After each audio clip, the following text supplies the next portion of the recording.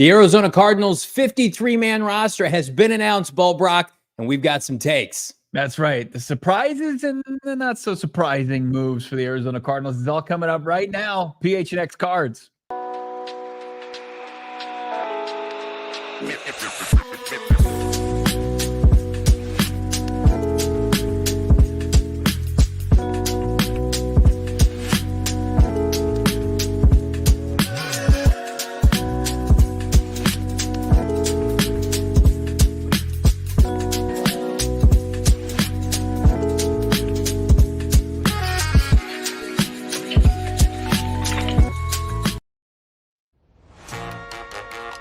Hey, welcome in. It's the PHNX Cardinals podcast, live from Studio K, presented by our friends at Circle K. This is your premier Arizona Cardinal podcast. Like and subscribe.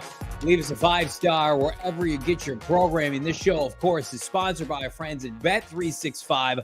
Download the Bet365 app today. Use the bonus code PHNX365. When you sign up, choose your offer, and find out why it's never ordinary with our friends at Bet365. I'm ready to gamble with our friends at Bet365, while Monti Ossenfort may be gambling Brack with the hearts of Arizona Cardinal fans. Yeah, I mean, everybody in a bit of a frenzy here as the Cardinals set their initial 53, but let's start things off with just a proper hello. What's going on? Brandon, Jess, Ozzy, John, Illini, McG, Jared, Easy No Steroids, Jason, how we doing? Big Red 6. I see Monti Ossenfort's burner already dropping in a nice little tasty super chat that we'll get to here shortly. But the initial 53, that's right, Chase and Dylan Richards, we're ready to go. Let's ramp things up and talk about this roster here that we expected surprises, but always with that is the unexpected, Johnny. Yeah, I'm Johnny Venerable. He's Brack, Damon, Dawg, producer extraordinaire behind the mic. And I want to make a quick plug. Craig Morgan feverishly working away at gophnx.com with a banger of an article. Here's what I will say. Before we get into the minutia of this team, the moves that were made today, I don't know if I want to say it's a good day for anybody. Today is a good day for the people, in my opinion, that are the 2025 Arizona Cardinal truthers, because they're out there. The people who are of the mindset, hey, this is another rebuilding year. Hey, they're thinking about big picture. Hey, don't be excited about this season. It's a good day for those people, because the moves that were made today do not reflect, in my opinion, the best 53-man roster to take to Buffalo to beat Josh Allen and Sean McDermott. This roster is being built for, in my opinion, 2025, 2026. And that's disheartening if you're a Cardinal fan. They cut players, in my opinion, that were superior than some of the players they kept. And we're going to talk about it. Yeah, it was, a little bit delayed gratification. Some guys that are going to need some more seasoning, see some more NFL snaps, draft and develop is the name of the game. And I take offense to it. I don't sound like that when I say things close to what you said. Your impression was downright disrespectful. But look, I still like it's puzzling to see talented players, guys who have made an impact within the 60 minutes of an NFL game and helped energize, on an offensive side of the football, defensive side of the football, given their walking papers. But look, what you also have to understand as far as this puzzle, it's not complete. Like the Arizona Cardinals, and we'll give you probably your, bottom 5 roster guys, maybe first 5 out potentially with any additions, because there are going to be additions to this initial 53, and then you'll get the second iteration of it, and that'll probably be the closest thing to the opening day roster come a week from Sunday in Rough Buff. A lot of good stuff going on in the chat. Ozzy, Ken, Jessica's in there, Michael Evans. Everybody drop a like on the show. You guys made my heart smile yesterday. We hit 500 likes on the stream, and we're going to do it again today here on a PHNX Cardinals Cut Down Tuesday. And again, these comments already coming at my soul here. I did see somebody who is of the mindset of building toward 2025. Today was a win for me. So there are people out there that are very much of like build for the long term and football today. Yeah. But again, like here's what I believe. I don't think in the NFL you can be as, I don't want to say is like, not consistent, but there's the sense of urgency with this team was not on display last year, and everybody understood why. But then we were led to believe, I think through a lot of ways, cap money, doubling down on K1, that the sense of urgency would be cranked up a little bit. And here we sit in August ahead of this season when, let's just be honest, not a lot of people are giving the Cardinals their due, but we feel like they've got an offense that's poised to do a lot of damage this year. And then you look back at the offseason, no marquee free agent signings, depth pieces, but they didn't go out and get a big ticket player. They didn't get a Jonathan Gannon. They didn't get a Christian Wilkins. They're carrying $35 million over. They're drafting players that, yes, are going to play a part this year, but also a bunch of guys, Elijah Joneses of the world, that you figure are partially redshirting. And now we're here in August, and it's just like, okay, well, there is a season to be played. And I saw somebody put it in the chat, and I think it bodes well for this conversation. Kyler Murray doesn't want to watch football in January anymore. Well, if that's the case, then Kyler Murray needs to have a historically great year, in my opinion. Right now, with the way this defense is set up, and the gaps, specifically at edge rusher, like you're going to need I don't want to say an MVP performance, but you're going to need a CJ Stroud-like renaissance performance from Kyler Murray in the NFC West, not the AFC South, mind you, to get this team to the postseason in 2024. Well, that's my expectation. What was yours? I think that Kyler Murray is going to have his best year as a pro, but I also feel like so what's that look like? I mean, put it in perspective. I mean, it's got to 27, 28 passing touchdowns. But again, like Stroudish to me. I mean, that's good. I mean, we know this to be true. We saw Kyler Murray operate with an undermanned roster last year. It was a rough collection of 53, and he was able to, with consistent quarterback play, you saw what that did, and it continued to keep Cardinals in the game and won more games than they did without Kyler Murray. Right? They nearly went 500 with Kyler in the fold, and they were able to elevate the talent level across the board for the most part outside of the edge room.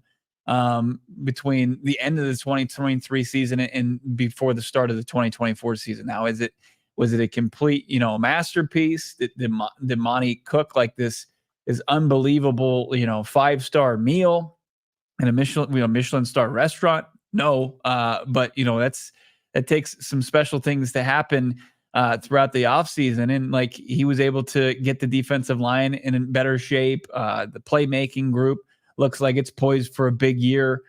Still, even with the subtraction of Michael Carter, you have to really like this run game. And we'll try to add some context to that move, because I think that's the one that people, it's been the most polarizing move out there on the Twitter streets from what I've seen. And then, obviously we haven't seen any movement as far as the edge room since the Ojulari injury. We've only seen subtraction, which we haven't had a show since Cameron Thomas was sent to the Kansas City Chiefs for a 2025 7th round pick. Yeah. And again, not a move that I think either one of us were a fan of. And I thought you had a really nice tweet last night where it was, we were expecting Cameron Thomas to be cut. And then everything happened during the preseason where Ojulari goes down and Darius Robinson goes down and Cameron Thomas is a bright spot. It's like, oh yeah, well then it makes sense to keep him around. He was a 3rd round pick. Oh, he's gone. He's gone for what could be one of the worst picks in return. Kansas City's 7th round pick next year. Can you think of a worse pick that's not a comp pick in exchange? And we wish Cameron Thomas well, but like nobody in the chat right now, I don't care who you are, would rather have Victor Dumakaji on this roster over what Cameron Thomas has shown. So there are players on this team that have ingratiated themselves with this coaching staff that have a role outside of what we see during the preseason and maybe even on Sundays. That's a value to them. But if you're asking me right now, who's the better pass rusher for a team that can't rush the passer, it's Cameron Thomas over Victor Dumakaji. You're right. Look, and people are going to say, well, it's against 30s, it's against 4s, it's against guys that are going to be working at FedEx next week. But look, Victor Dumakaji and Cameron Thomas were in the game, at identical times. And Victor Dumakaji had 3 near sacks and Cameron Thomas had 3 sacks. He got home and finished the job. And I think that's important. And, you can look at, legitimate statistics from last year. And like obviously there was the questions as far as scheme fit for Thomas. They kicked him a bit inside. He got 2 sacks from that spot this preseason. Don't put too much stock in that. But also, look at he was shut out last year. After a 3-sack performance his rookie season, he was shut out last year. So maybe, Gannon and Rollis and Monti Ossenfort, decision makers, they see the production and lead the team in sacks this preseason, but understand maybe that won't translate when the lights get a little bit brighter. Yeah, and I just, for this team right now, they're climbing uphill with the public perception of anything they do defensively on this front seven until there's an external addition made. Like that's like salt in the wound last night, where it's like, hey, we're not getting Haason Reddick right now. You didn't trade for Matthew Judon. You're not signing Yannick Ngakoue. Well, let's just at least keep the guy that was just drafted 2 years ago that has shown a little bit of promise, that maybe like a Zaven Collins needs another year under JG. Oh, nope. Let's just basically give him away. That's what it was. I read it was facilitated by his agent, fresh start, good for him. But like, okay, I'm all for giving guys a fresh start, but like, what about winning in Arizona? Can we help the defensive line that can't penetrate, the opposing line of scrimmage? Like, if Cameron Thomas isn't good enough for the Cardinals pass rush, then what does that say? That's concerning to me. Like, it's not like they're trotting out multiple Hall of Famers. Like, just it's a numbers game. Don't have any place for a third rounder that showed a little bit of promise in the preseason just because he was a Keim guy. And you're going to start to see, if you haven't already in the chat, and this was a good thing last year, if you're not an Ossenfort or Gannon rookie or undrafted player, or like a made man, like a Pascal or Kazir White, you better rent here in Arizona, because there's a possibility that your behind could be sent packing, because they are giving every young player, drafted or not, an opportunity to make this team and develop. And again, it's the anti-Keim approach, which I love, but you also have to be comfortable being uncomfortable in the ugly side of the NFL, which is writing checks and filling out this roster where you miss in the draft. And fair or not, they've added one top 100 pass rusher, true edge rusher in 2 drafts, where they've had over double-digit picks in the top 100 the last 2 years. Where's that pass rusher? Oh, he's not going to play this year? Then you needed to have a contingency plan done back in March where, okay, let's give a guy 25, 30, 35 million guaranteed to come in here and help us win this year. Because now you're sitting here and we are looking at, hang on. We're looking at an edge rushing group that not only is arguably the worst in the NFL, is going to cost them games this year. Well, and it's not going to be part of anybody's timeline on Sundays when they have to play a gauntlet of Pro Bowl quarterbacks in their first 8 games and they can't get home. I was just talking to Craig Morgan about this before we jumped on air. Mm-hmm. This pass rush group right now is going to be the linchpin for, I think, this 2024 season, when all the eyes should be on the offense and the defense. You're 200 JG and it's up and coming on Nick Rallis. I'm going to tell you right now, scheme can only take you so far. You got to have guys at the end of the day, especially with the quarterbacks the Cardinals play. I just think it's a bit rich for me, right? To say, hey, you needed to back in March, forecast, what the state of this edge room today, when there was just expectations. They were confident. We talked about adding an edge, though. Huh? We talked about it in March, even when Ojulari was healthy. Got to get somebody. Yeah, I understand that, but the player that you couldn't stand to lose, you lost, and that's it changes the complexion of almost any room on your roster, and it's unfortunate. And then you also have to look at what the market's going to provide to you as far as opportunity to improve your roster, especially at that spot, a premium position, the outside linebacker spot. It was a risk. It was a gamble. It was it right now is proving to be detrimental to them having success. I'm not going to say though here that it's going to lose you games right now. Like based on, we haven't seen anything from guys who are expected to get snaps as starters for this team. I'm sorry.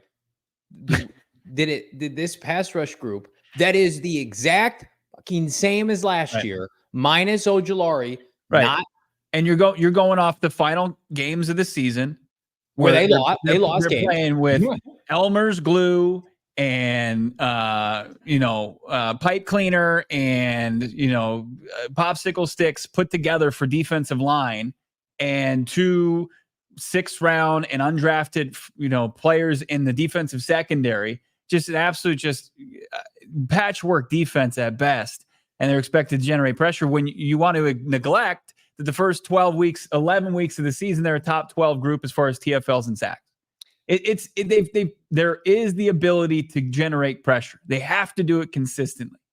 But to just say it's a complete, throwaway trash heap of a unit right now, and say it's going to cost you games, I think that's a bit unfair. To be skeptical and say, hey, this needs to improve, I agree with you. But to say, hey, this isn't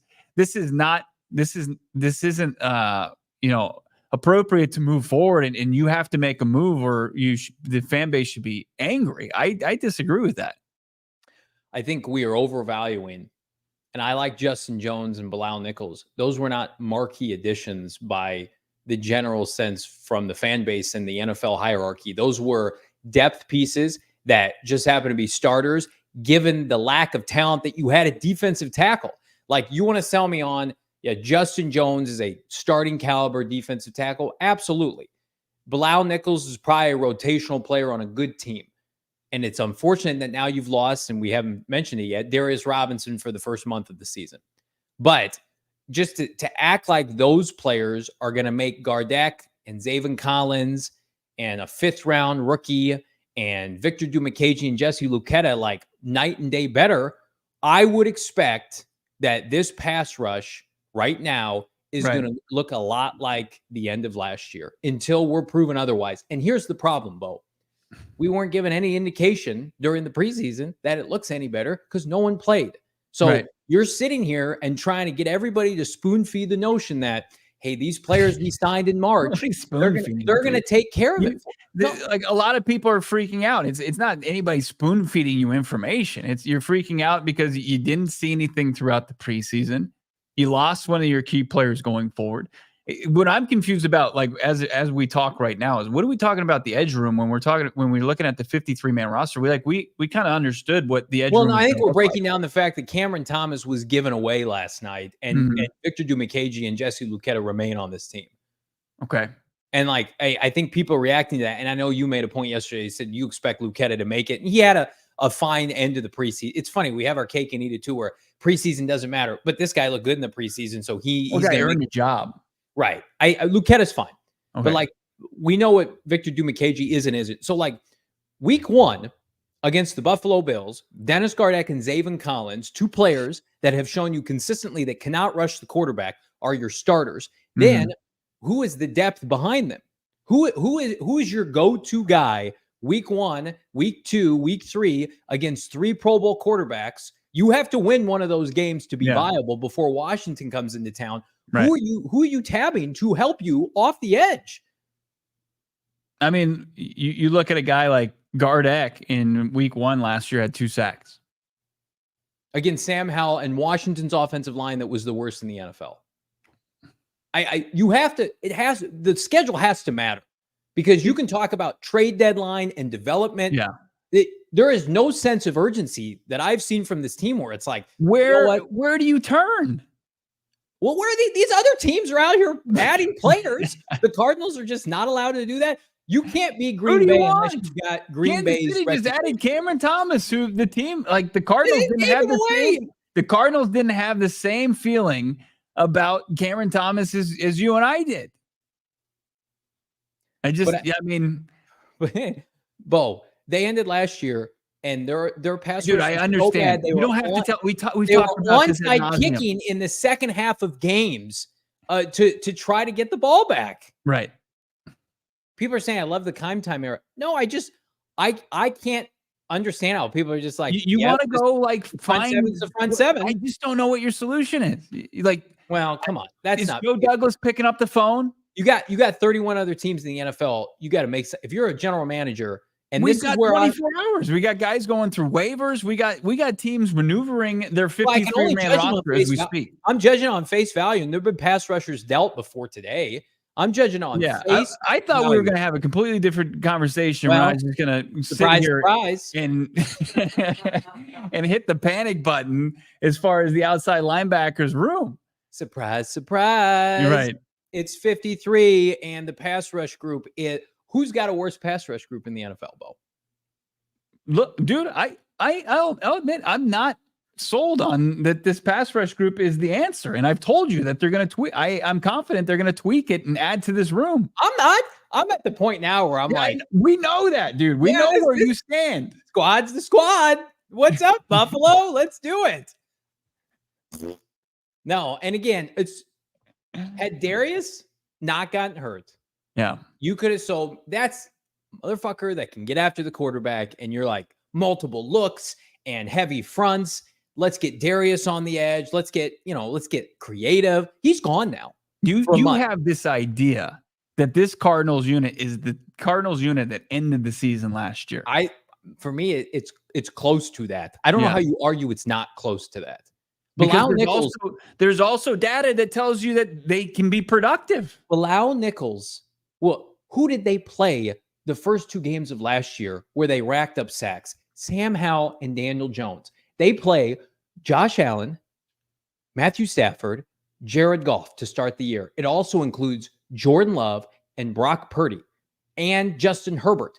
I think they play 7 Pro Bowl quarterbacks in the first 8 games. The only one that's not a Pro Bowler is Jaden Daniels, who can move. Now, he might run into sacks. They opened up last year with Daniel Jones and Sam Howell, and they flushed a bunch of numbers that we saw in the second half when they got into the division. It was a fallacy. It was not real. And those guys were – Justin Fields made them look like a high school defense. Their front 7. Right. So it's just like I'm all for like letting players grow and let's see Xavier Thomas. If this team can't rush the passer and we're sitting here Monday Night Football against the Chargers and the Cardinals have 1 win, guess what? Season's over.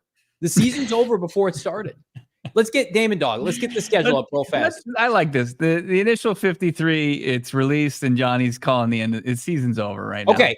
It's over. Guys, you got a Pro Bowl quarterback. Don't even watch. It's just tune back in 2025. Well, that's what their moves told me today. No improvement across the roster. Your entire amount of success is contingent on your edge rushers. That's all it is. If you don't have that, you can't play. Who knows? I mean, that's the saying that goes around since the beginning of football. Premium, you can't screw around premium positions. Tackle, quarterback, edge rusher. Look at that schedule. I'm sorry. You got quarterbacks who can move. You got quarterbacks that have been to Super Bowls, NFC Championship games. Fleet of foot, Matt Stafford. Oh, Jared Goff. Got to keep tabs on Jared Goff. He'll take off at any moment. No. He'll pick you apart if you can't. Who's beating Penei Sewell and Taylor Decker that game? No one. Like the Cardinals pass rush is a huge problem. Who do you add that can beat those guys? You know who you can add. Who, Johnny? Say his name. You say it.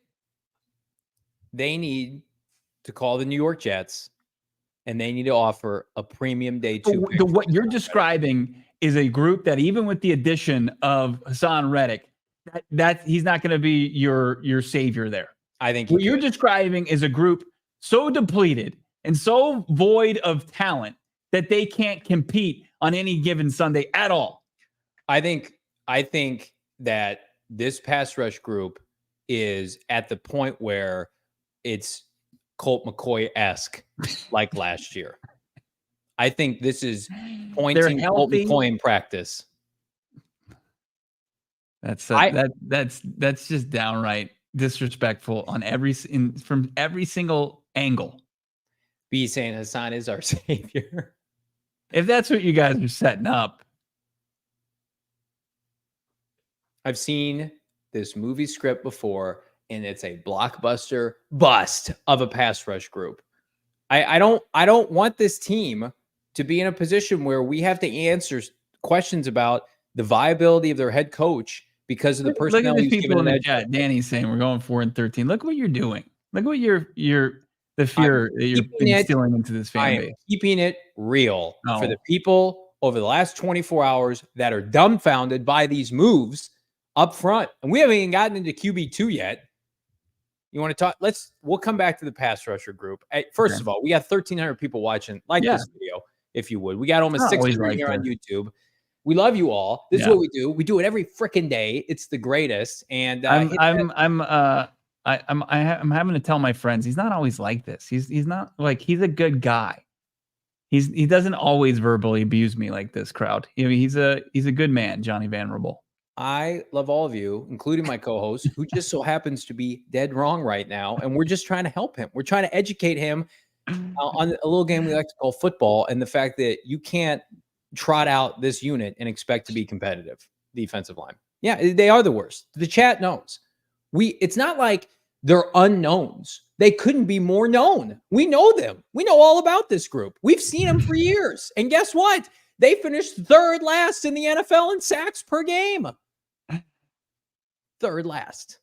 And you know who the other two teams that were in that group? Chicago, who can't stop adding edge rushers. The other teams that were down there with the Cardinals are doing a point to get better. The Cardinals, they took the edge group off this offseason. Bold strategy. It's like one of those maneuvers. Hey, bold strategy. Let's see if it works for them. It won't.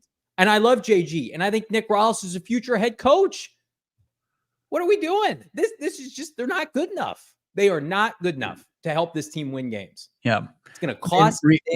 Reality is this is a team in year 2 of the rebuild. I know you don't want to hear that. No, I agree with that after these moves, after the lack of urgency. But you don't want to pay attention to like what they were able to show at the end of last season with Kyler Murray back, that they went 3-5, should have been 4-4. And that they add, with a good coaching staff, they improved their roster. Improve their roster. Mom and dad fighting 2 Christmases.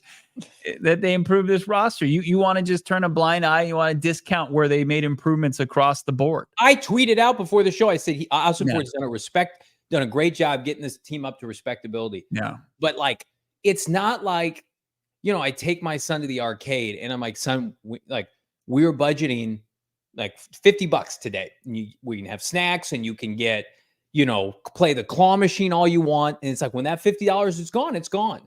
This is like, hey, we got better. We saved up our money. And guess what? We have more money to spend. But you know what? We're just gonna watch this puppy this year and carry this money over. And everybody's like, we can spend a little bit more. We can have a good time on Sundays this fall. Why can't we help ourselves? Give me another 20 and let's get a pass rusher. The opportunity to improve has to present itself. Well, right now, yes, you are 100% right. Yeah. In March, thank you.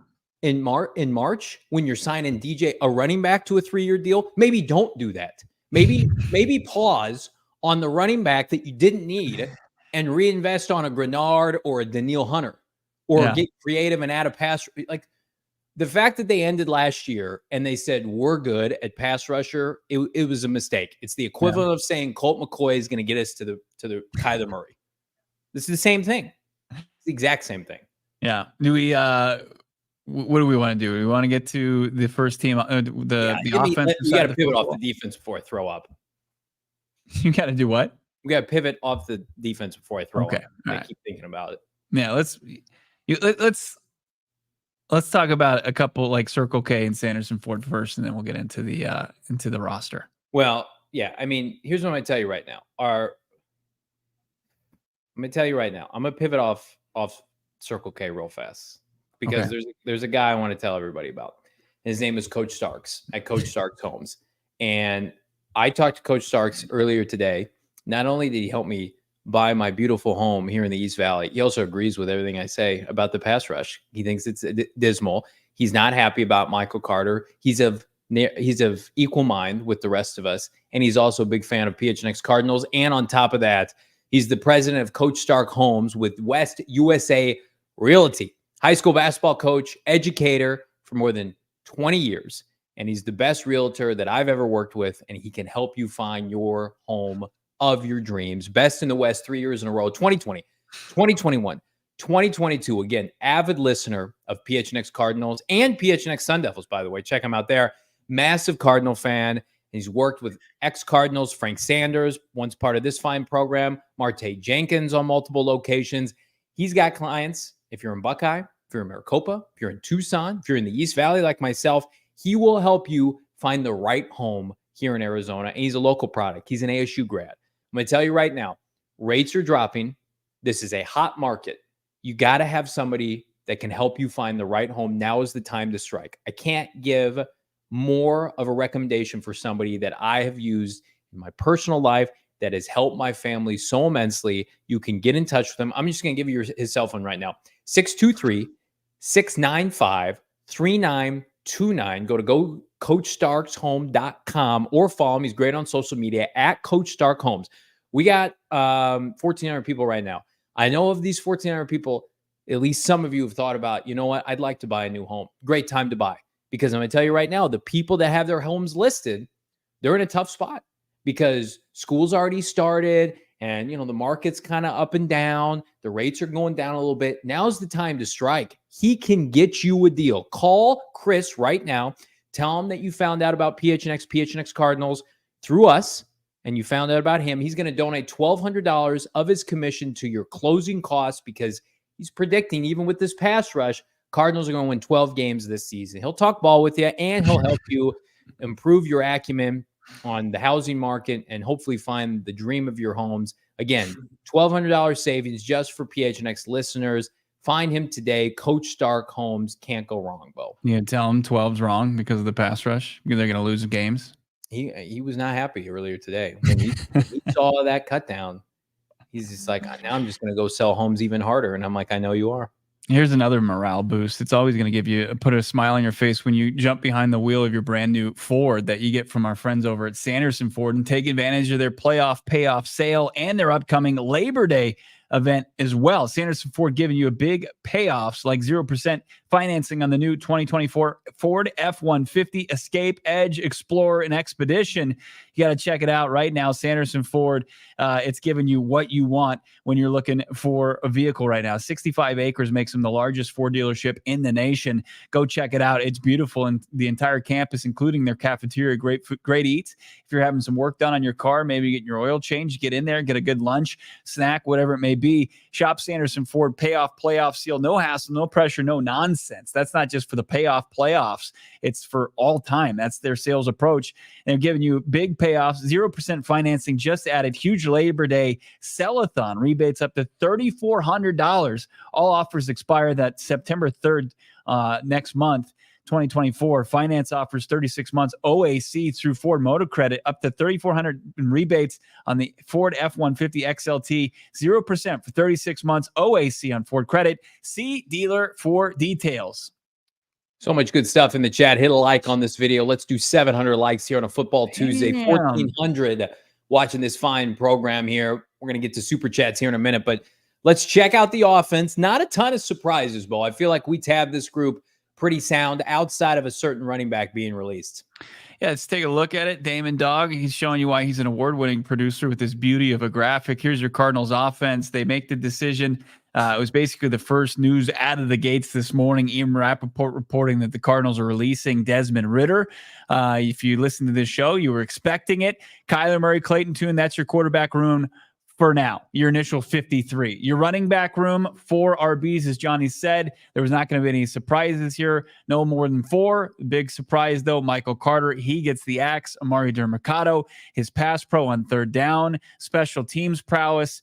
Apparently, that played a role in him keeping his job and going into his second season here with the Cardinals. Wide receiver room, 6 wideouts, MHJ, Michael Wilson, Greg Dortch, Chris Moore, Zach Pascal, and the undrafted rookie out of Colorado, Xavier Weaver, gets the nod with Zay Jones on the shelf for 5 games. Tight end room, we expected the top 3, Trey McBride, Elijah Higgins, Tip Ryman, but Travis Vokalek makes this team as a 4th tight end, probably your second best blocking tight end, big old boy, 6'7", can throw some weight around. And then your offensive line, you got Christian Jones going on the injured reserve, so open up a spot. Looks like Christian Colon, the versatile offensive lineman, took advantage of that. So your offensive line, Paris Johnson Jr. starting left tackle, Yelda Froholt, your starting center, Will Hernandez, your right guard, Jonah Williams, your right tackle, and Evan Brown, your left guard. Kelvin Beacham's your primary swing tackle. Isaiah Adams and Jonathan Gaines are your interior offensive line depth there. So that's your starting, or not your starting offense, but that's your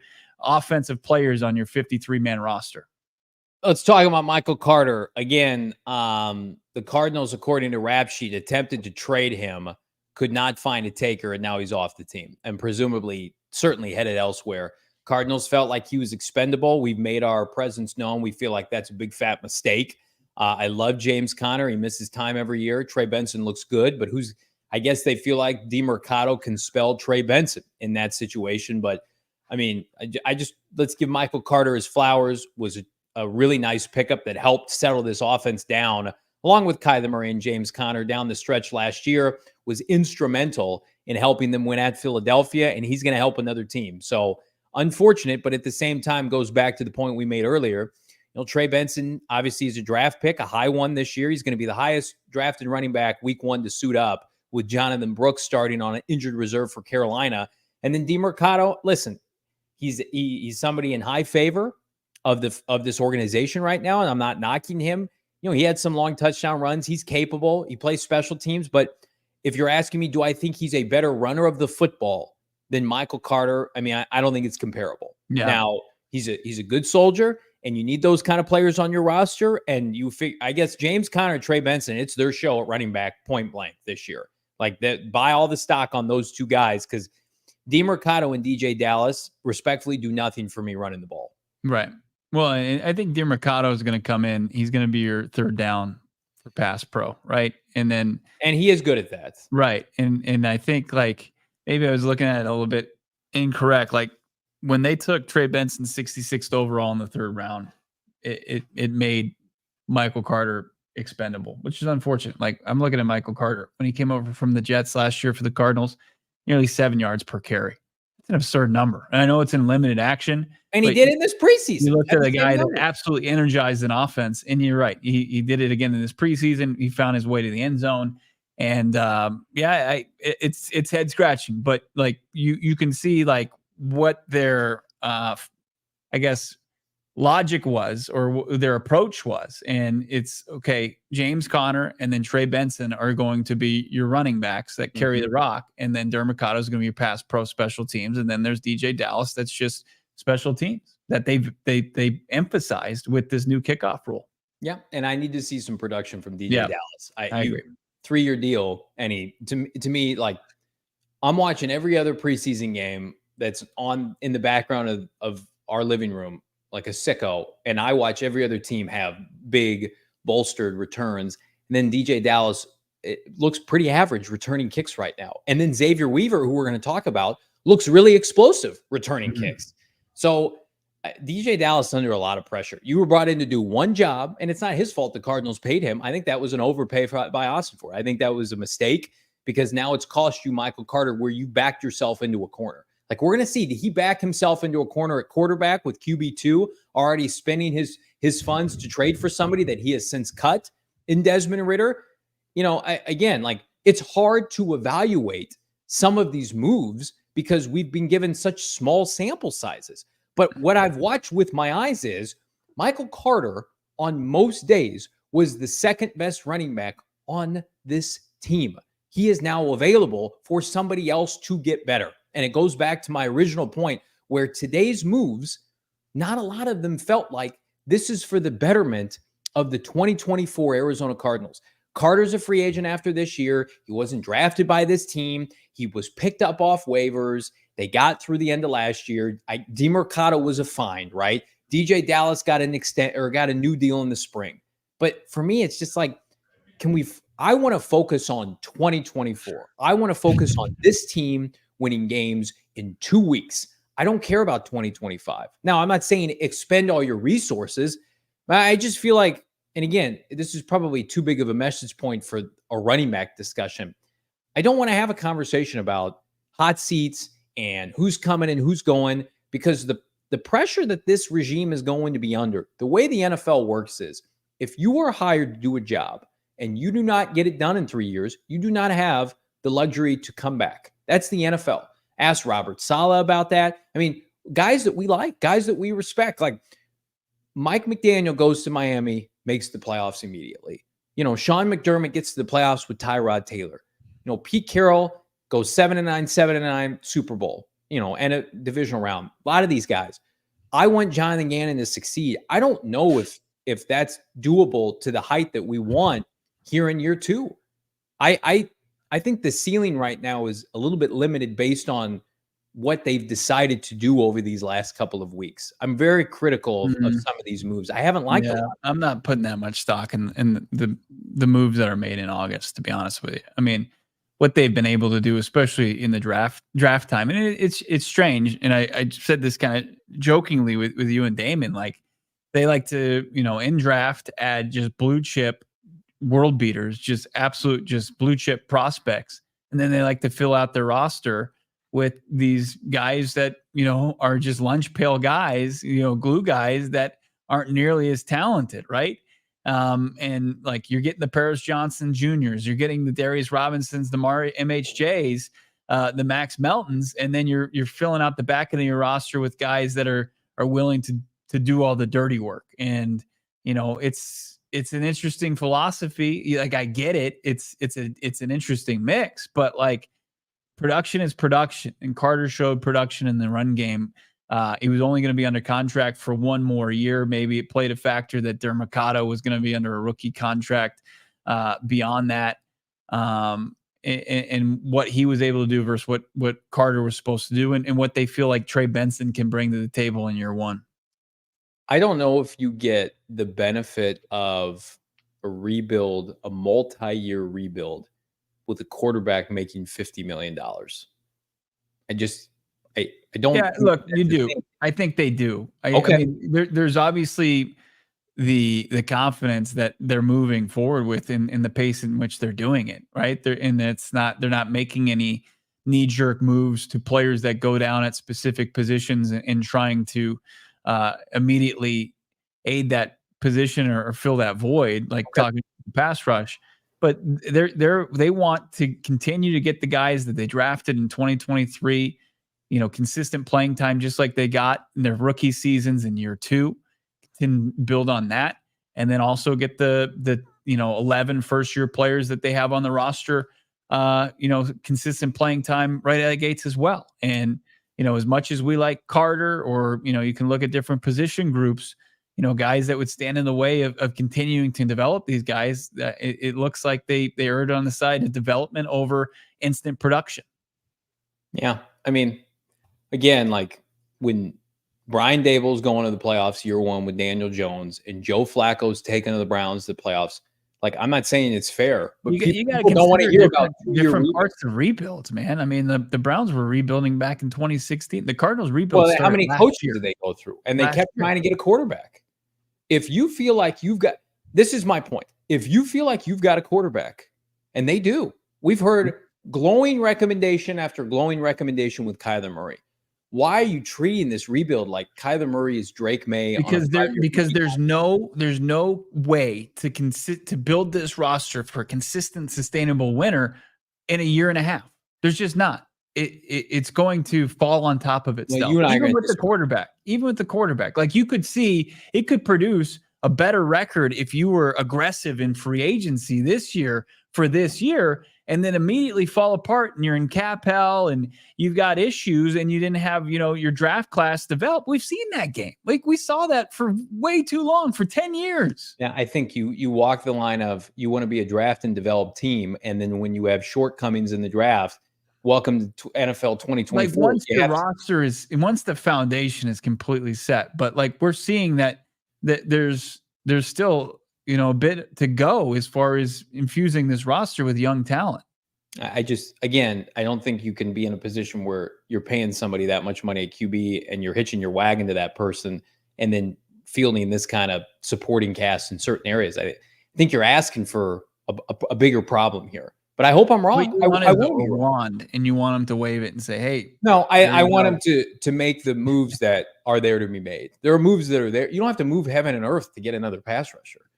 Like and we're talking about cutting better players today for undrafted rookies. And I like Xavier Weaver. I think that's a good move. Let's highlight him for a second. Here's what I want to say about the Colorado rookie. I think there's an opportunity for him if he looks good in practice. Mm-hmm. Zay Jones comes back. That's going to be a tough call because I'm going to tell you right now, Zach Pascal, are you going to trade 12 more games of Zach Pascal for Xavier Weaver, who could be your next Mercado infatuation? You got him on a 4-year rookie deal, making no money. I don't be surprised if Xavier Weaver, I told this to Craig Morgan, who's got an article dropping in 15 minutes at gophnx.com. Don't be surprised if if he makes this team for the entire year. Like Yeah. you can't be cut. If this is how you want a team build, don't cut the best player of the preseason for your team for a guy, in Zay Jones and Zach Pascal who aren't going to be around long term. Yeah. He's got an opportunity here and he can take advantage of it. It's with Zay Jones being suspended for the 5 games, there's a couple different routes that he can make himself stick, right? And I think one is in the return game with the expanded role of Greg Dortch. And I know Dortch has expressed that he wants, even with an expanded role, he wants to continue to do kick return, punt return. But like Drew Petzing at some point is going to say, hey, hold on, or Jeff Rogers is going to say, hey, like with Dortch playing a role on offense, let's get somebody else out there in the return game. Weaver can get a spot there. And I think he could do it also outplaying a guy like Chris Moore. And I like what I've seen from Chris Moore, but I think like that's probably the path to a spot. I don't know if it's necessarily like Pascal, because Pascal's got such a unique role that nobody, like most wide receivers, don't want to play as far as run blocking. And I know that's an emphasis for every wide receiver, but Pascal does it better than anybody else. And I don't think Weaver has the build to do that. I think he could, when Jones comes back, Moore and then Dortch's spot in the return game could be spots for him going forward beyond that. Yeah, he's too talented. And again, you've got a player who, they released Tajon Palmer today, who was a 6th rounder, right? And they released Jaden Davis, and they're keeping an undrafted kid. And his skill set translates. We were wondering, would it translate from the Pac-12 with Colorado's kind of up and down team last year? The roster wasn't great, and they lost a lot of games, much to the approval of producer Damon Dawg. But he's come in. He looks the part. He's separating from people every time we watch him. So of all in my opinion, the disappointing news that have come out with this team in the last 24 hours, that's a bright spot. That's a kid that's worth watching for sure. Yeah, no doubt about it. As far as the offense goes, any other surprises? Let's pull it up. People are saying who's Vokalek, Travis Vokalek, and let's see the roster one more time, Damon. I'll throw Vokalek in. I've got a first 4 out potential for future moves, and I've got Vokalek on that, and I've also got Tristan Colon on that list as well from the offensive side of the football. I think if they needed to make room, those would be 2 of the guys that are in the danger zone. I'll give credit to John Gaines, who we felt like before training camp had to have an uphill battle, and then it was obvious he got himself in great shape, and the learning curve wasn't too steep coming off of an injury last year and missing all of 2023. He's not going to be a starter anytime soon, but he's made the team, and good for John Gaines. I'm sure that was hell last year watching all of his teammates compete on a Cardinal team that could have used him a year ago out of UCLA. Kelvin Beachum sticks around for another year. But yeah, you're right. And I think, looking for offensive line depth perhaps, but to your point, they're not going to keep 4 tight ends if they don't have to. You assume they're putting a couple guys on the practice squad, but Elijah Higgins is your number 2 tight end and is outside of McBride, really the only guy you feel comfortable catching the ball. Right. Tip Ryman's a glorified 6 offensive lineman, and they wouldn't have it any other way right now. He's going to play a lot, but here's the deal. Like, I look at this unit, this is an offense right here that should be top 10 in the NFL. And it has every opportunity to keep this team in games. But as we do that, let's transition over to the defensive side, if we could, Bo Brock. Let's look at what they're sporting here. It's your eyes, Johnny, when you look at the tough. No, I'm just respectful as I can. This is a tough look for this team right now. The defensive line group without Darius is tough. The edge group has always been that way.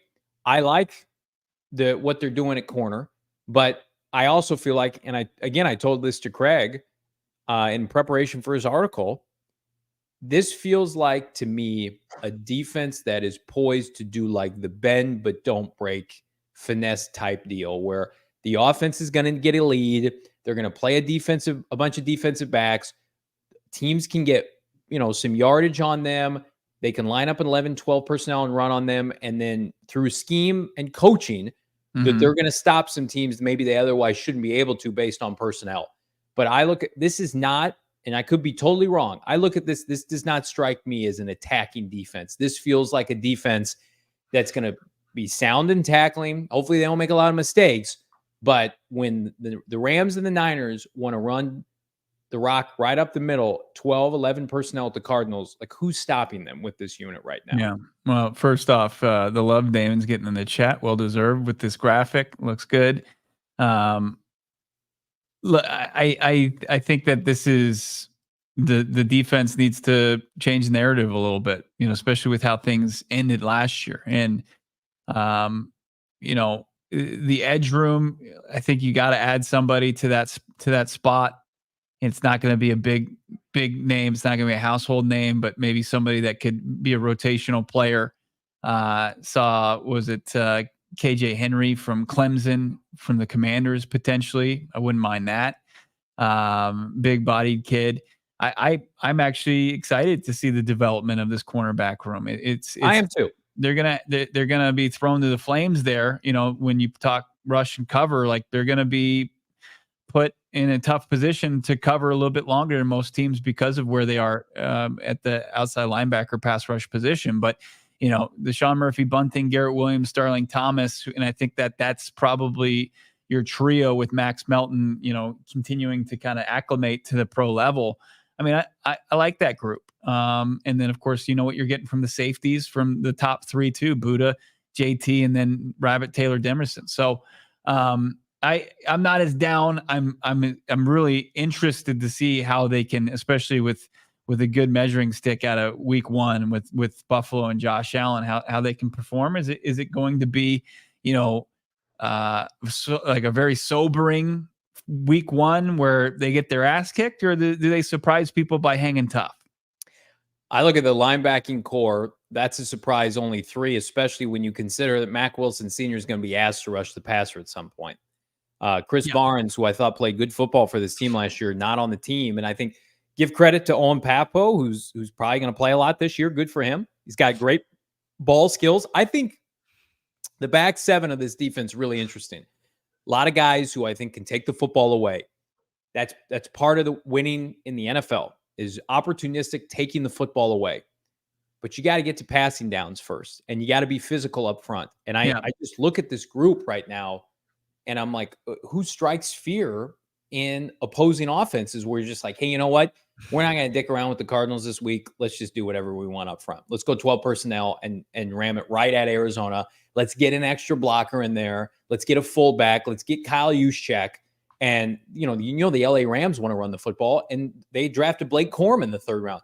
The Cardinals are in a position where they need some good luck defensively. They need some fumbled snaps. They need some, I'm just being real here. I look at that and I'm like, if I'm playing the Arizona Cardinals week 1, it's like Army Navy type. The opposing offenses to beat themselves. Is that what you're saying? That's the only path. That's the only path that you can see decent defense from the Arizona Cardinals is if the opposing offense shits down their leg. That's all. That's your only path. That's a little bit too much for me. Like they've added to this thing. They've raised the talent floor.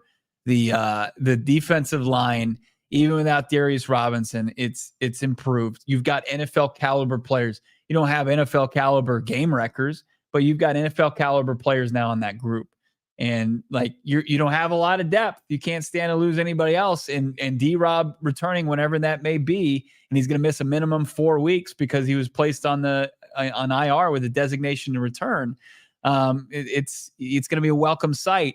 But man, like I'm not sitting here saying like, hey, teams can just now run at will against them. Like I think they added some pretty decent run stoppers, and that was something they focused on to maybe turn themselves and focus on pushing an opposing offense to be one-dimensional and try to throw it. I want to be wrong. I want to sit at, game 1 and eat all the crow and say Ossenfort, sweet man, Gannon and Rallis scheming it up to take down Josh Allen. But like, tell me how that goes, Bo. What is that going to look like? Because I'm having trouble coming to grips with that. I'm trying to inject a dose of reality, and like, I think this offense can be awesome. I also think that right now to win games, they're going to need to have the ball last, and they're going to need to put up 28 to 35 points.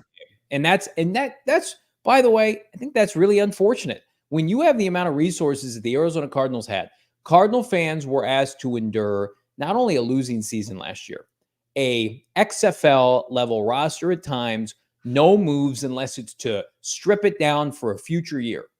I think it's football malpractice, irresponsible to come into this year and say, hey, thanks everybody for doing that last year when we basically had a quarterback carousel with a bunch of different guys, and we're trading old guys away, top 10 picks. We're getting rid of everything, and we're planning for the future.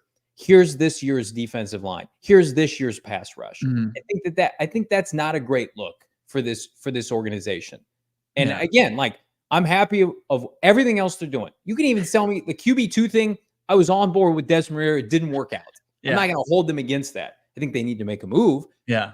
The pass rush thing is baffling. Yeah, it is baffling. It's malpractice. They added a defensive front player in Dante Stills in year 1 of the draft. They added another one in year 2. Albeit he got hurt. 6 rounders? You're talking about 6 rounders to me? They drafted and they developed a guy that's a rotational piece. Do you disagree with that? Or I'm buying. The defense group. Hey, yes, I do. You disagree with them adding and finding a piece? Sorry, I know you're used to general managers taking and wiping their ass with 6th and 7th round picks. That's not. Would you call him a sweet man, Monti Ossenfort? He went and found you a guy that fit the scheme. Okay, that was his MO. Their defensive tackle group, without Darius, that's not their fault. They flushed that position group, right? But like, they did nothing to help themselves. In one of you and I talked about this. You should know more than anybody, Bo Brock. You argued with me till the cows come home. You told the head coach to his face that D tackle is not a premium position. Okay, Mr. Smartass, that premium position that plays outside of D tackle, edge rusher, premium position, cornerback, wide receiver, tackle. They use a top 50 pick on BJ Ojulari. That's a premium position. It hasn't worked out because of injuries, right? And then you get Dante Stills, and then you get Darius Robinson. Now you add Xavier Thomas. You threw 2 decent free agent contracts on that.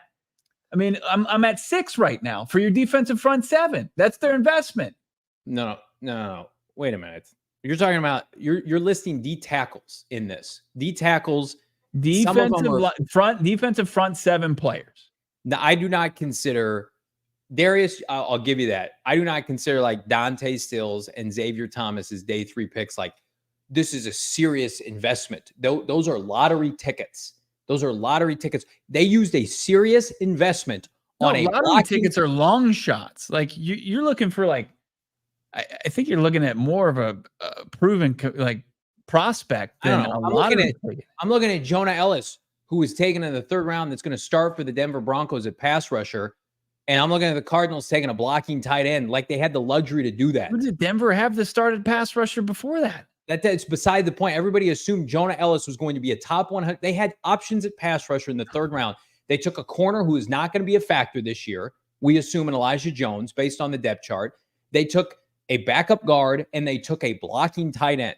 So we want to talk about rebuilding with resources. Maybe it's time to question now those premium picks that they earned. Where they're being premium spent. Positions he's taken. His first 3 picks were premium positions. Yeah, but you did that with already not having anything ready to go at pass rusher. Think about that. You had nothing at anywhere. Oh, you had your most loaded position on the team was tight end. What are you talking about? You had 2 tight ends. Yeah. Look, man. Can we take a look at the defensive graphic again? No, I don't want to. Remember when we used to just be a happy family around here? Damon, no, you remember those days? I blocked that out. I think there's a lot going on here that I like, but everybody take a second and take in those first 11 names on this list.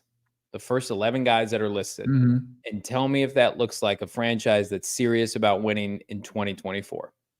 You take out your 2 top 50 picks in both spots, and it looks dramatically different. That's just the unfortunate reality. I'm sorry. Are we? You take out Darius Robinson from the defensive line. You take BJ Ojulari out of the edge group. Yeah, it's going to look different. Well, then I'm sorry. Take $35 million and go help yourself. Go make. You can have $35 million, and you can call Daniil Hunter's agent and say, "Hey, come play for a 4-win team." still a tough sell despite all the good things that Jonathan Gannon and Monti Ossenfort did for this team. You think the problem was the perception of the franchise still? I think people they just, Danielle Hunter is playing for his last contract.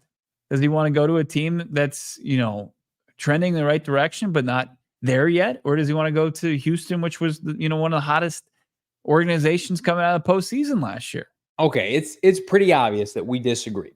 So let's talk about moving people. Let's say this, because people ask about Chris Barnes. Chris Barnes, interesting name to see cut. Coming back, they signed him coming out of last year, but this is a team that at times plays one off-ball linebacker in their defensive setup, and it's usually because you're white, and I think you're lucky to see two off-ball linebackers in their defensive setup or alignment. So you're going to see Kazir, Mac Wilson. And then if they need somebody to play behind them, it's Owen Papo, who emerged as a second-year player who's under contract, for the next 3 seasons. Chris Barnes became expendable, even though I think he played decent and had a lot of respect of his teammates and his coaches. I want to get to super chats. I want to talk about potential trades and QB2 potentially. And then I also want to get your bottom 4 on this roster that could be moved and or cut here in the next 24 hours. But before we get to all that, because we got so much going on right now, I want to tell you about our friends at Bet365, of course, our presenting sponsor today. And I haven't checked after these moves or lack thereof. Cardinals line on Bet365 probably hasn't changed. Week 1, 6.5-point dog at Buffalo. If you're looking to dabble on that or many more, check them out. 90 million users worldwide. They live stream 780,000 events each year across the NBA, NHL, NFL, Major League Baseball, and more. They pioneered live in-game betting because they are the best. One of my favorite sponsors we've ever had because I love the interface of their app. You should too. Download it today. PHNX 365 is the bonus code. Deposit $10 and choose between not one, but 2 offers. The bet and get offer. Place a mere $5 bet and get or more and get $150 in bonus bets. Or if you're looking to go big, we always talk to people and they're just like, I just want a big bet that I can put and then get all that in bonus bets if it doesn't hit. That's this, the first bet safety net. Place a bet up to $1,000, cold hard cash. And if your qualifying bet loses, first of all, if it wins, you get the payout. No questions asked. If it loses, you get up to $1,000 matched in bonus bets. Again, not going to get a better deal from anyone else other than our friends at Bet365. PHNX 365 is the bonus code. Right now, download the app today, choose your offer, and find out why it's never ordinary to bet at Bet365. You got to be 21 years and older, physically located here in the great state of Arizona. If you or someone you know has a gambling problem, wants help, call 1-800-NEXT-STEP, text NEXT STEP to 53342 or visit problemgambling.az.gov for more information. Everybody loves Labor Day weekend. What can make Labor Day weekend better? How about Dodgers D-backs Chase Field? You can get yourself 50% off tickets right now with our friends over at Game Time. Yeah, gear yourself up for week 1 in the NFL season by going and see the hottest team in baseball take on the division rival Dodgers on Labor Day. 50% off Dodgers D-backs on Labor Day. Limited availability and supply. Check it out, though, because you're going to want to get into that game and see that showdown in the battle for the NFC West. There's so many ways that you can save money on tickets through Game Time. They got 24-hour returns guarantee. You can return your tickets within 24 hours of purchase. Full credit to your Game Time account. No questions asked. But look, lowest price guarantee. That's the biggest thing about Game Time. And it's great for procrastinators like the entire crew here at PHNX Cardinals. You can get that event cancellation protection. You get those return guarantees. You get job loss assurance and on-time ticket delivery, which is so important in this day and age. Right now, sign up for your free account at Game Time and create the account and use the promo code PHNX. You're going to get $20 off your first purchase, saving even more money by using that promo code PHNX when you sign up at Game Time right now. Of course, you check it out. Terms and conditions apply. Check out Game Time. It's the best and most guaranteed way that you're going to get your tickets right now. What time is it? It's game time. What time is it? Super chat time here on PHNX Cardinals. We got a bunch of them. Before we get to that, everybody drop a like here and drop a comment. Helps exponentially. Jason getting things started. $5, Bo. Our current outside linebacker room had 17 sacks in 2023. Wow, how about that? Gardeck led the group with 6th, ranked 65th. Is it too late to start worrying? Absolutely not. Hashtag I'm with JV. hashtag SOS. And I think if you looked at that, Jason, Gardeck had those 6 within, if First not the 10 weeks. first 10 weeks of the season. Yep. You got nothing from him for the last 17 games. Same thing with Zaven Collins. They have gone almost, it feels like a calendar year before they pressured a quarterback. Yeah. Let's go. And we want to give, obviously as much respect to everybody who spent their hard-earned money here on Super Chats, but let's go a little bit lightning round. Dawg XD jumping in 199. Can Monty trade himself to another franchise? God, no. We love Monti Ossenfort here. Monti Ossenfort is taking this team hopefully out of the bottom of the NFC West and turning it into a team that's going to be relevant for the next couple of years. Honeymoon period's over though, and you can sense that with the fans. They want to see good football. I don't blame them. Yeah. Jared Reese, $2 super chat. I trust JV to express my emotion irrationally. Ask and you shall receive, Jared. That's right. That's right. Look, Mr. Irrational here. We're all passionate about this, right? No doubt about it. Let's get into continue this with the super chats. You guys are crushing it. How about potato bread? $4.99. Michael Carter was a surprising cut, but some people actually like Cam Thomas, was a game changer to me and only showed up in preseason games. Sure. That's a fair assessment. Yeah. But again, like I would rather gamble on the guy that was a 3rd rounder. If Andy Reid and their defense led them to a Super Bowl last year. They're like, he's worth a roster spot on our team. Cardinals are like, let's just give him away to the defending Super Bowl champs that have an elite defensive coordinator. Can make a lot of people look good, right? That helps. You got the best defensive tackle in football now. And Cam Thomas should be the beneficiary from that. Let's keep it going. Yeah, why don't we just trade all of our players to other franchises and just let them benefit from other coaches? Monti Ossenfort's burner $199. I'm sorry, you should be Monty. Not impressive. I thought you were cooking. I'm eating Kraft macaroni and cheese over here. You had your best Costco family memes out there, locked and loaded, and Monty let you down. I apologize. I hope he can lift your spirits in the next 24 hours. Because this roster, it's the initial 53. This roster is not done. Adam C, 199, still looking for that outside linebacker depth rap sheet found. For those of you who don't know what Adam's talking about, rap sheet, who undoubtedly got tipped off by the organization, tweeted last night, Cardinals with some depth to spare. I don't know. It was linebacker. Beats from his agent. I don't know.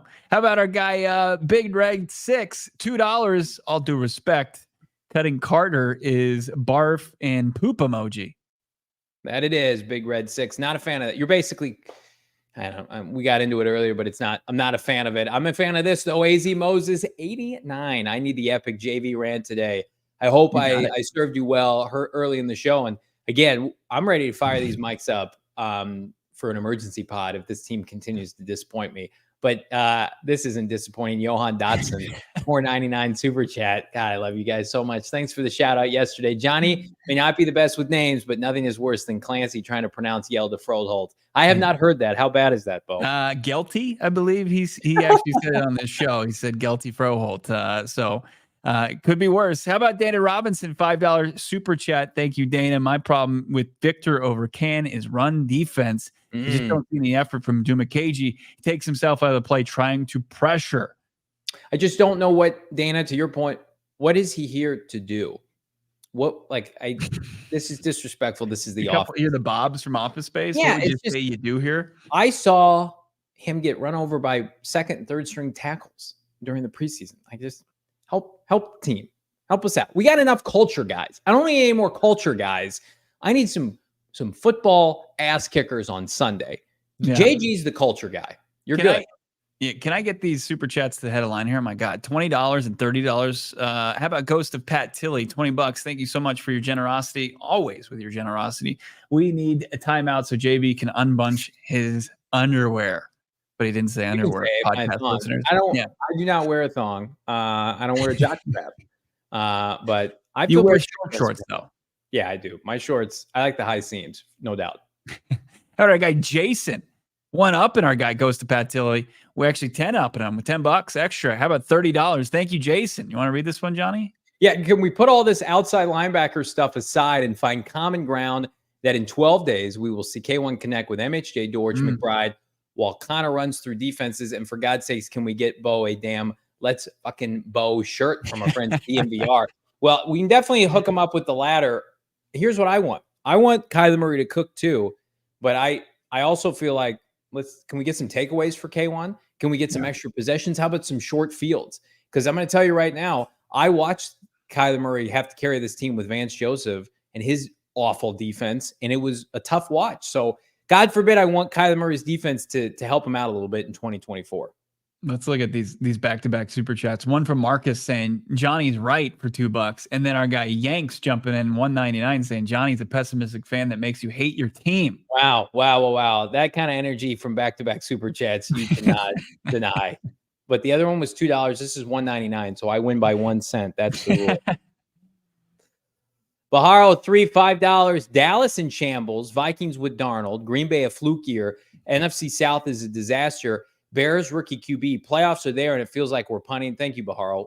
Great point. And if you're an NFL coach and a GM, in my opinion, you get 1 year where you can just be unwatchable. You can tear it down. You can strip it, resources.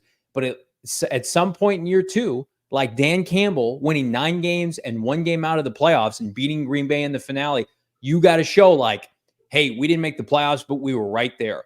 Cardinals, 7 wins this year, 6 wins this year. Guess what? Every hot list seat and all the pundits, everybody externally, even Michael Bidwell will be like, okay, this year 3, we got to go. And I don't want those expectations for this team. I think it's there to be no, it's there to be had that's now. When it's fair. I think that's when it's fair when you're coming off. It's there to be had now. Win games now. AZ Moses 89 playing devil's advocate. Bo JB did think we'd go 0-17 last season. Did you? Well, I did after the Giants game. I'm like, that's right. I forced you to say that we're not going 0-17. That was a dark day. That Monday after the Giants game where the Cardinals literally gave up like a 24-point lead in the fourth quarter. Damon Jones. That was. Thanks for bringing that up. I blocked that out of my memory. Appreciate Chase that. $5. I think they trade Buddha for Reddick. Keep 5 safeties. Great show, fellas. Thanks for everything. Thank you, Chase. Always appreciate you. Fire profile pick there. I think Buddha Baker's playing in Arizona this year, and I think he's a free agent. And I think they got 2 young safeties on the roster. I think that this could be it for Buddha. No one's trading for Buddha Baker though. Yanks $4.99 up in his super chat here. Johnny sounds like a kid who didn't get good presents at Christmas. Now he's hating on everybody. Laughing emoji. It's just tough love. We all know it's tough love. We all love to give each other crap here. Everybody's got thick skin except for me. You got to have thick skin to do this show. You should see my DMs. Welcome to the pros, Yanks. Welcome to the fucking pros. Kyler Plummer, $5 super chat. I just vomited JV steak when I saw this passage rushing through. Man, you got to keep it down. You got to keep it down. You went back to Indy and found the remnants of my 14-ounce steak where I almost finished it. Awesome. Ryan Corley, Darius needs to return a la Bobby Boucher at halftime. Remember when Bobby Boucher came and helped the Mud Dogs win? Yeah. It's going to need to be the halftime of week 5 because it can't be any sooner. Good job at 199. JV cooking when he said trade Cam Thomas. Yeah, you spoke that one into existence. It was supposed to be for Haason Reddick. It wasn't supposed to be for Raps. You had Veach from KC was like, listening. Tell me more about this Cameron Thomas. Hey, the best organization in football wants Cameron Thomas. Cardinals are like, we're good. We got tons of pass rushers. We're fine. You see Newman Cage over here? Oh, man. Marv's not U.S. jersey here. Yeah. Just got here, came in this, let's see, disappointed cutting of Michael Carter, for sure. Johnny, is your jersey still processing from UK? No, it was canceled. And now you can't even find it on NFL Europe anymore. So sorry about that. I buried the lead. My Marvin jersey, it still says pending on my bank statement too. That could be a problem, but it has since been canceled. Can't even search it NFL Europe. So we are back to square one. They've already traded your US dollars in for some pounds. Yeah. Good job. $4.99. Victor Dumacage is just keeping the roster spot warm for whomever Monty brings in next. Perfect transition. Let's ask Bo. Let's wrap this. Let's wrap these super chats. We're going to get to that. Good job. Absolutely. Yeah, I've got my first 4 out. You don't want to do a 2-hour show? All right. The Carolina Crone, $2. Stay on his ass, Johnny, doing let up dat. I appreciate that. Bo sometimes, again, he's around the players a lot. He's friendly with the players, and we want to make sure that we're keeping it real here. We're keeping it real, Bo Brock. I know you're buddies with a lot of guys. You're big time. Carrying water for the team. Yeah. That's really what it is. RJ Leonard, $2. Preach to Bo, AZ getting the W in Buffalo. Have faith. There we go. Thank you, RJ. RJ, can you rush the passer? Are you available on 2 Sundays from yesterday, 2 days ago? Brian L, $2 super chat. Put $200 on Kyler Murray. Oh, damn. I'm stoked. Hashtag K1 season. I hope that was with our friends at Bet365, Brian L. But listen, I know people who are all over K1, comeback player of the year. Take all the overs for passing yards.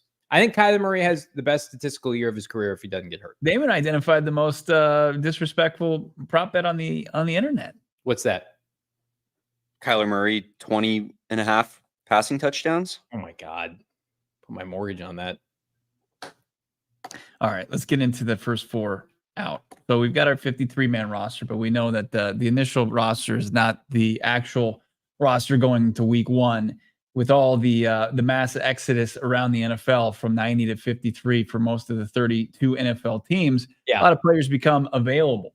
And look, I think the Arizona Cardinals, as we've heavily highlighted, need some help with the outside linebacker edge room and the backup quarterback room.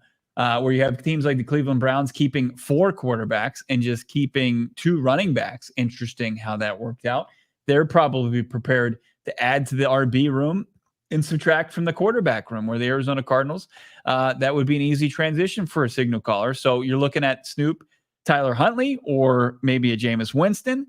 Those are some options there. But who are you going to make available on this 53-man roster? I'm looking at it right now. Travis Vokolek, Tristan Colon, Keitrell Clark, Joey Blunt. Mostly Colon, Vokolek, and Blunt as your guys who are not going to sleep very easy tonight. No. And again, I think several of those guys are candidates to come back on the practice squad, but those are players that outside of very fringe, like special team roles, are not going to help offensively or defensively. I'm with you. I think Cologne maybe is the only one where you're like, saw some time last year because of injuries. You would hope that's not the case. They built up the depth. They're loaded now in the secondary with young options. So that's a tough group. As far as like the quarterback pursuit, and I talked to a couple people today about this, I think the Cardinals are in a good spot with the waiver claim because if the Cleveland Browns are going to cut a quarterback or whomever, I don't know if they like Tyler Huntley or Jameis. I would love Jameis on this team for a lot of different reasons. If they opt to cut somebody or multiple players, the teams ahead of the Cardinals, you do not think are in the market for another quarterback. You look at the first team, Carolina's got Andy Dalton and Bryce Young. You assume that they're not going to be in the market for somebody. Number 2 on that list, Washington's collected a bunch of ex-Cliff, cronies. They got Jaden. They're in good shape there. And then number 3 is Drake May and Jacoby Brissett. The Cardinals and Ossenfort probably feel like we can wait. We don't have to give up a draft pick, and we can get somebody to fall to us at the waiver claim at 4. But then you're punting on a potential pass rusher, lineman, corner, whatever you want to add to go on with QB2. So it comes down to what are you willing to risk it? But they are right now, as we're recording this at 5:50, Mountain Time here on August 27th, they're going to have many options to get better at QB2. Yeah. And also the defensive ends, the edges, the outside linebackers, spot to look at. I mean, just look at the places on the roster where you see you've got 11 defensive backs in total. Some guys with versatility. One of those guys is expendable. Offensive line is right on the fringe with 9, but you have Christian Jones on the IR. So, and with a designation to return. So those are the spots you're looking at to where they would subtract from to add to this roster. And again, maybe they feel like, is somebody going to claim Jameis Winston? If they like Jameis Winston, is somebody going to claim Tyler Huntley? Maybe, maybe not. But I think if a quality pass rushing option gets you a 4, it's going to be very tempting. But think about it. It's like Carolina, they're set at quarterback, correct? Right. They're top waiver claim. Yeah. Washington said. Washington, same thing. And then New England could be, I mean, it seems like they're trying to deal with, they've got, questions at their own quarterback room. I don't know if they were to add. I don't think they would. They're in the same position the Cardinals were last year, where they're just taking it week to week. Cardinals are in a good spot. And again, you expect them to carry 3 quarterbacks now? I think initially you could probably get that person to start on the practice squad.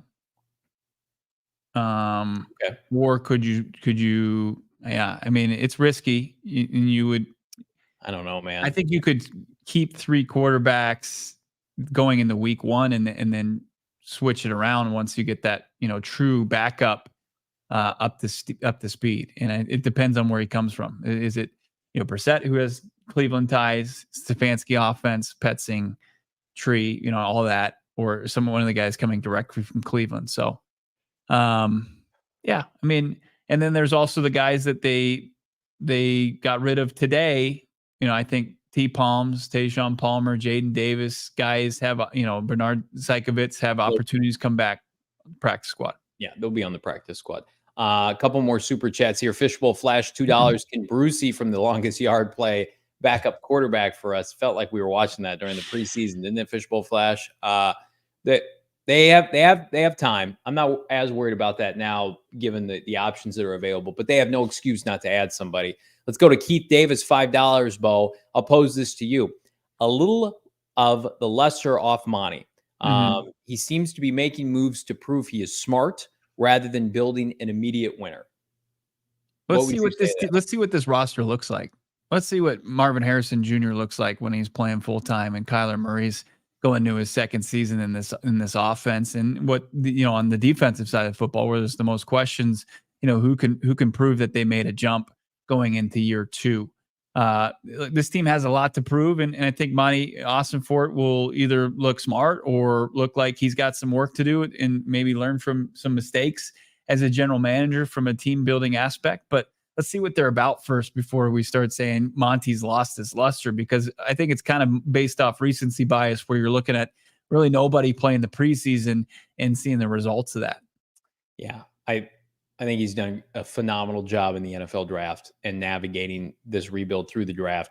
I think he's left a lot to be desired as it relates to, free agency is part of it as a GM. You can't ignore it completely. I want to get your final take ahead of what we can expect tomorrow, maybe some predictions. But before we do that, I want to tell you, Gila River Resorts and Casinos, Wild Horse Pass. I hope we see everybody there this coming Thursday, 6:30. Our PHNX Sports Fantasy Football Draft, free for all. Come hang out, say hi. Let's have some good food. Let's have some appetizers. And again, it's because Gila River Resorts and Casinos, nobody does it better. I mentioned Wild Horse Pass. They have 4 locations, including one in Santan Mountain, for you to experience the best the Valley has to offer. Lounge at either Triple A 4-diamond resort and let relaxation take charge with unbeatable desert mountain views. And again, I get asked all the time, like, where do you guys like to vacation if you can't leave Arizona? I love Gila River Resorts and Casinos. They've got 4,500 slots and table games, the largest Arizona sports book. They've got a tremendous rooftop restaurant, prime A. Shula Steakhouse, tremendous pool, an unprecedented level, gentlemen, of entertainment and excitement that really you won't find anywhere else. And we've got Cards and Sons watch parties this year that are going to be off the chain. I'm so fired up. That was one of the best partnerships we've ever done last year. Feedback was fantastic. Obviously, you guys were at the draft party. We're going to keep those vibes going. You do you. Gila River Resorts and Casinos. Visit playatgila.com for more information. And again, come see us this Thursday. Let's hang out and let's have some fun during the PHNX Sports Live Fantasy Football Draft, 6:30, Wild Horse Pass. It's going to be a blast. You don't want to miss out. Just come and roast us the entire time. People are going to make some bad picks as people maybe saying, hey, this roster is not good enough to compete. You can say the same thing to us as we're GMs of our own teams and say, hey, you also suck at being a GM of this team, and you've got some glaring holes because of how you drafted. You're going to take the Cardinal defense, I think, pretty high in our fantasy football. No way. I'll never. So it'll probably go undrafted. All right. So Cardinals, do they make a trade between now and tomorrow to add, not to subtract, because they've done enough of that, to add to this roster to help them this Yes. year. Yeah. What is that by chance? I think we've identified that, their glaring needs and the places that they need to improve. It's, their backup quarterback room. And I think that they need to add to the outside linebacker room.